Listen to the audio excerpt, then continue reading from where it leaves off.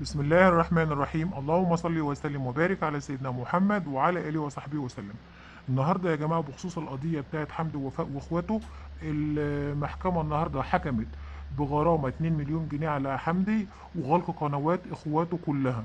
طبعا حمدي مش هينفع، هو اتحكم عليه ان القناة بتاعته تتقفل، بس طبعا هو بيعمل بث من تركيا ومن الامارات ومن الحتت دي، فقناته مش هتتقفل. لكن قنوات الحاج جابر وحوارات وكل الكلام ده كلته اتحكم النهارده ان القنوات كلها تتقفل، وكمان هيدفعوا غرامه كل واحد تقريبا 200 الف جنيه او حاجه زي كده يعني. وشكرا.